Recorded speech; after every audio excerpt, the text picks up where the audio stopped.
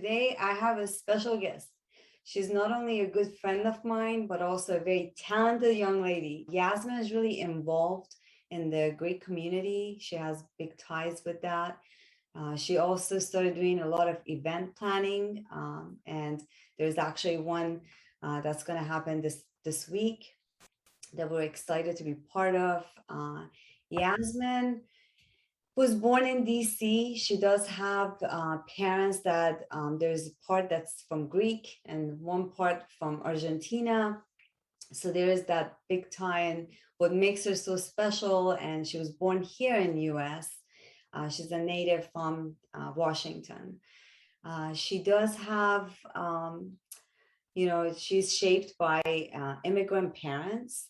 So that's one of the reasons I wanted to bring her on and talk to her a little bit about what it's really like to be part of a different culture, even though you were born and raised here in the US. So I want to welcome Yasmin. Thank you so much for being here. Thank you for accepting the time that we can spend and have this conversation together. So tell us a little bit about how that came about, and just going to tell us a little bit about yourself. Thank you, Farnaz. Thank you for hosting these uplifting talks with your audience and your viewers, and always spreading the positivity. I'm happy to talk about my culture. I was born in Washington, D.C., as you mentioned. My parents came from different continents, from different countries, from different religions. They spoke different languages. And being a product of their love has made me realize that despite all the differences that we might have between each other, it's our values that connect us as people sometimes. And so seeing how my parents embraced each other's different cultures, they learned each other's languages, they compromised on religion. And my mother was Catholic. We were not brought up Catholic, but she was very understanding and wanted us to follow a certain path. Also cognizant of the fact that later on down the road, if we wanted to, we could change religion if we decided to follow a different road.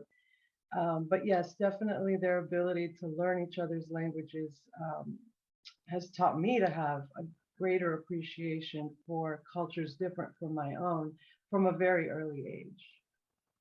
Thank you, Yasmin. Yeah, isn't that crazy that you have parents from two different cultures, however they were able to make it work, and then you were born here, but that somehow that shaped you of who you are today. So that was the next question I was going to ask you. What or who was the major influence that shaped you in your personal and professional life? That's a good question. As you know, I consider myself to be a very creative person.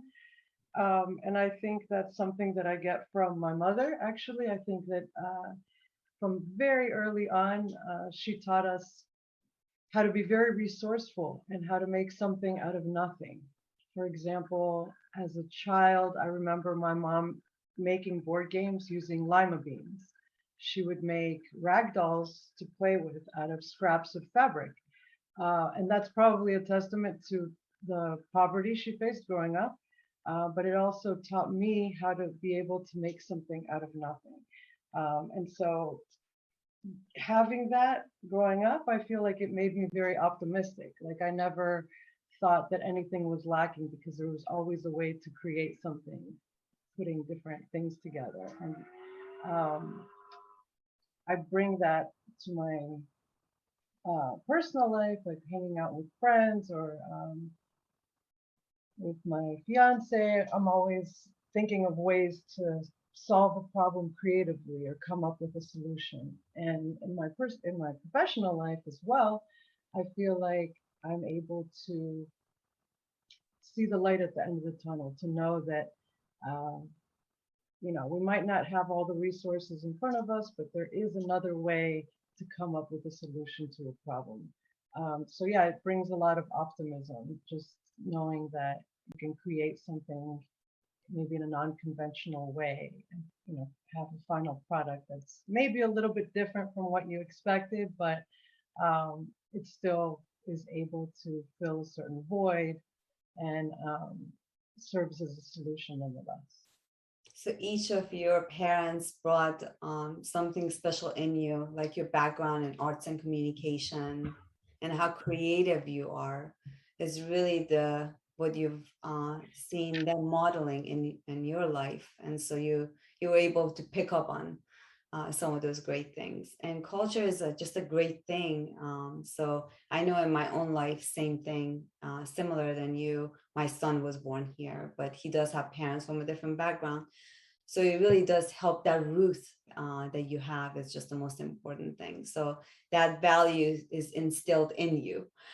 So yeah, thank you so much. So my next question is, um, we are, as you know, we're living in an age of, a lot of influence of the diversity and equity and inclusion.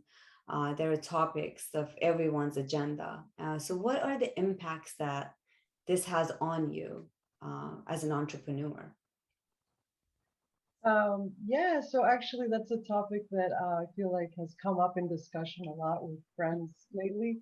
Mhm. Um, I'm embracing it. I'm embracing the diversity, equity, and inclusion movement for many different reasons. As far as diversity is involved, I really enjoy seeing more diverse workplaces.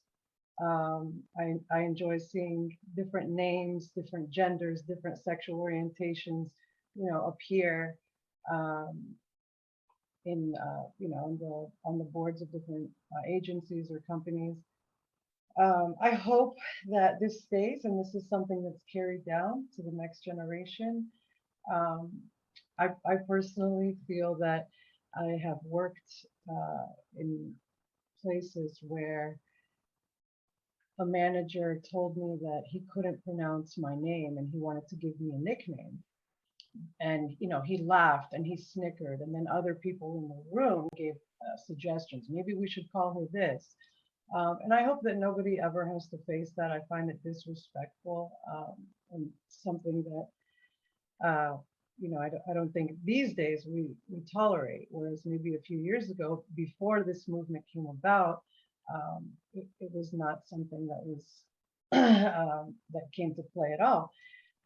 So I feel very positively about this movement, and I think that a greater representation of other cultures um, is what is needed today in society in general. Yes, absolutely. Like your name. I love your name.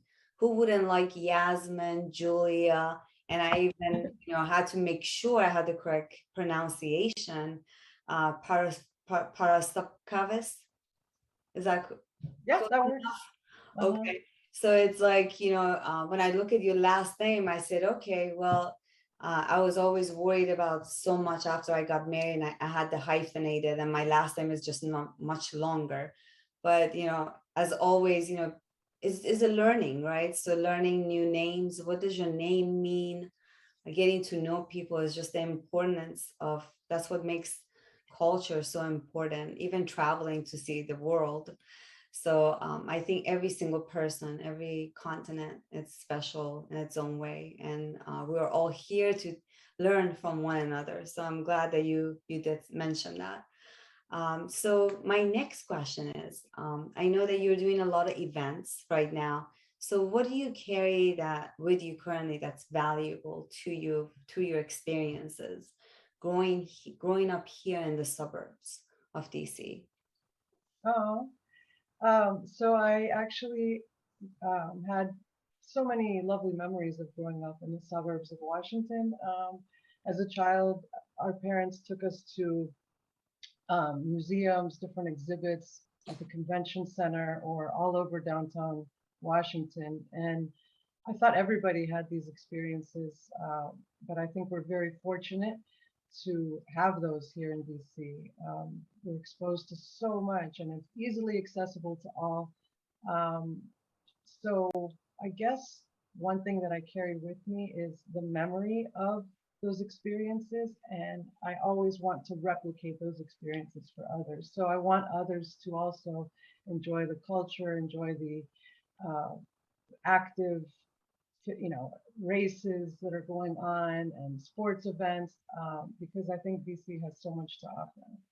Yes, absolutely. No, it really is a beautiful city. We do live in a beautiful place, beautiful state. So, the holidays are coming up, right? Next week, it's Thanksgiving. Hard to believe. But if you had to look at the overall couple years during the pandemic, everything has happened. Can you just share with the audience what has been some of the things that you're really thankful for when you have to look back in the last couple years? Oh, that's a toughie. There are so many things that I feel that I'm grateful for over the past 2 years. I would say the most important thing for me right now is just being able to be close to my friends and family at a time when, so many of us became isolated. So that's what I'm grateful for most is the closeness with the family at this time. Yeah, absolutely. No, thank you so much. Last question. I just wanted to see if people are listening, the audience are listening, and some of your talents and gifts, you have the big ties with the Greek community. You are doing a lot of events. You're involved. You live in DC, and the culture. If there is anyone out there that says, "Hey, this is such a great story. I want to touch base with Yasmin, even to get to know her, to see what kind of events she has." So what would be the best form that people get in touch with you? Thank you, Farnaz. I think the best way to get in touch with me would be by either visiting my website, yasmedia.com, and that's YAS little hyphen media.com, or by sending me an email, or by communicating with you, and you can get anybody in touch with me. And I'm happy to consult regarding events or communications, or just to get to know other people. This is great. I can tell the audience, for as little time as I've known you, I think it's 2015 was the first time I met you, was over at Miriam's house, if you remember. Oh Uh, my gosh. yeah, it It was was that long ago. Wow. not long ago, but it seems like I've known you a long time. And it's just crazy that you come back and you touch base again when we met again, when things got a little bit better and we were vaccinated. So Hmm. it was just so nice because you're so easy to talk to. You're very kind, very generous, just an outdoor person. I'm the same way. So it was just good to touch base with you. So I hope and pray that everyone that's watching, that they have a friend out there that they haven't touched base with during the holidays. Everyone can just get back together and celebrate life. That's what we're all here for. And again, Yasmin, thank you so much. I mean, I'm grateful that you were able to be here with us. You were humble enough to want to share about you and your family and your background. Um, as always, I love you and thank you for all your support. I love you. Thank you for putting this together for us, Farnaz. Absolutely. Thank you for all the audience. As always, do not forget to subscribe for upcoming videos on a weekly basis. And you know how to get a hold of Yasmin and I if there's any question about this video. Until then, we love you guys and talk to you soon.